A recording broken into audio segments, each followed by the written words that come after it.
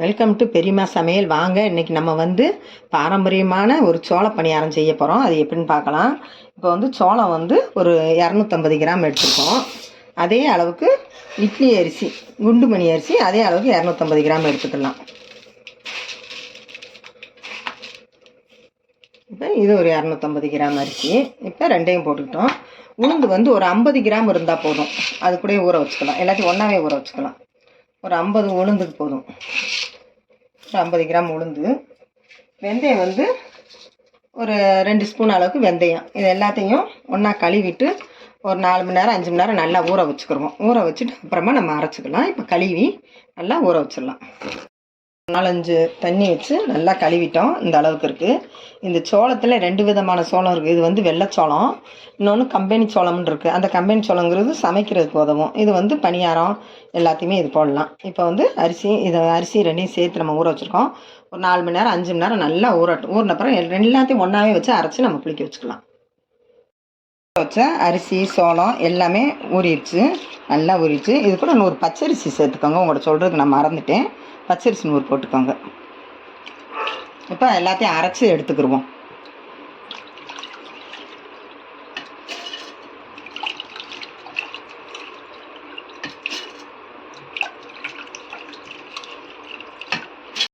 நல்லா அரைச்சி எடுத்துக்கிட்டோம். இந்த அளவுக்கு அரைச்சா போதும். ரொம்பவும் நைஸாக இருக்கக்கூடாது, ரொம்ப குறன்னு இருக்கக்கூடாது. இந்த அளவுக்கு அரைச்சிக்கிட்டிங்கன்னா இப்போ கொஞ்சம் உப்பு போட்டு நம்ம கரைச்சிக்கிடலாம். இந்த பார்த்திங்களா மாவு எப்படி இருக்குன்னு, இந்த அளவுக்கு இருந்தால் போதும். இப்போ வந்து நீங்கள் பணியாரம் ஊற்றிக்கலாம், தோசையாகவும் ஊற்றிக்கிடலாம். இனி பணியாரம் ஊற்றிக்கிடலாம், தோசையும் ஊற்றிக்கிடலாம். இந்த மாதிரி கரைச்சி ஒரு 8 மணி நேரம் புளிக்க வச்சுருவோம். 8 மணி நேரம் அரைச்சி புளிக்க வச்சுட்டோம். நேற்று ஊற வச்சு இந்த பார்த்திங்கன்னா இந்த அளவுக்கு அரைச்சிக்கிட்டோம். கொஞ்சம் தண்ணி கலந்துக்கலாம். கலந்து நம்ம பணியாரமாக ஊற்றிக்கலாம். நல்லா கெட்டியாகவே இருக்குது. லைட்டாக தண்ணி கலந்துக்கலாம். அதுக்கு வந்து வெல்லம் வந்து நம்ம பாவு காய்ச்சி இந்த பணியாரத்தை சுட்டு அந்த ஸ்வீட் பணியாரத்துக்கு வந்து வெல்லத்தை பாவு காய்ச்சிக்கிடுவோம். பாவுனா ரொம்ப நம்ம கெட்டியாக இல்லாமல் நம்ம முங்குற அளவுக்கு இந்த அளவுக்கு போதும். இப்போ 1/4 கிலோ வெல்லம் எடுத்து வச்சுருக்கேன். இப்போ அதை வந்து நான் கரையை வச்சுக்கிடுவோம். இதில் வந்து சுக்கு ஏலக்காய் போட்டுக்கிடலாம்.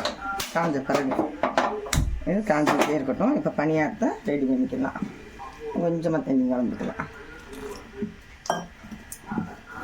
இது வந்து அந்த காலத்தில் வந்து எங்கள் ஆச்சி வந்து எங்களுக்கு சின்ன பிள்ளையா இருக்கும்போது இந்த மாதிரி தான் செஞ்சு கொடுப்பாங்க. சோள பணியாரத்துக்கு வந்து இந்த மாதிரி வெல்லம் அப்போ வந்து கருப்பட்டி போடுவாங்க. நல்லா சட்டி கருப்பட்டி மாதிரி இருக்கும், அதில் காய்ச்சுவாங்க. இப்போ நம்ம வெல்லம் போட்டிருக்கோம். இதை காய்ச்சி அதில் போட்டுட்டோம்னா சுட்டு அதில் போட்டோம்னா ஊறிடும். பணியாரம் ஊற டேஸ்ட் நல்லாயிருக்கும். சின்ன பிள்ளை போக வர எடுத்து சாப்பிடுவாங்க. அதனால் இன்றைக்கி நான் இந்த மாதிரி உங்களுக்கு ஊற்றி காட்டுறேன். இப்போ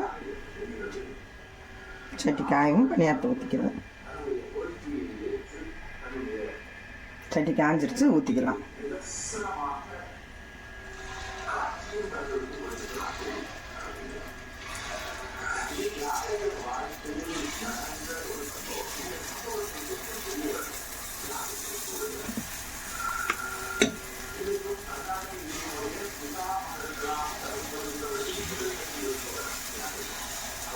தீயை சீராக வச்சுக்கோங்க. அப்போ தான் அடியில் வெந்து நல்லா வரும். நம்ம இதே மாதிரி எல்லா மாவையும் ஊற்றிக்கிடலாம். மூடி போட்டு நல்லா வெந்துருச்சு. நம்ம தட்டி விட்டுக்குருவோம்.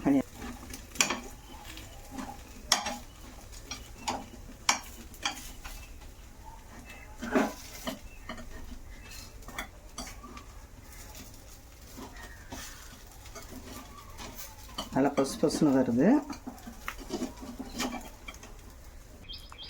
பணியாரம் ஊற்றிக்கலாம், நம்ம தோசையாகவும் ஊற்றிக்கலாம். இப்போ பணியாரம் கொஞ்சம் ஊற்றிட்டு மீதி மாவு தோசை ஊற்றிக்கலாம். இந்த மாவை நான் நாளைக்கு தோசை ஊற்றிக்கலான்னு எடுத்து வைக்கிறேன். தோசை ரொம்ப டேஸ்ட்டாக இருக்கும்.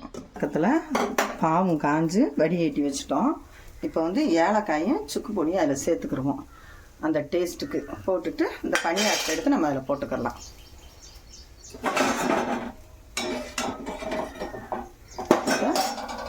பணியாரத்தை ஏற்கனவே ஒரு சட்டி சுட்டு வச்சுருக்கோம். அதை எடுத்து இதில் ஊற வச்சுக்கிடுவோம்.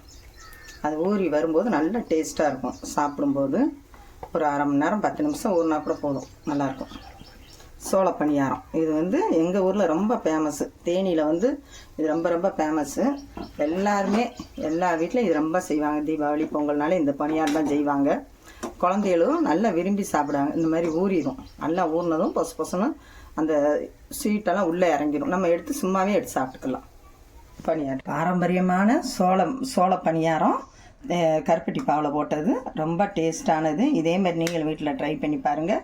இந்த வீடியோவுக்கு ஒரு லைக் போட்டுருங்க. பெரியம்மா சமையலுக்கு ஒரு சப்ஸ்கிரைப் பண்ணிடுங்க.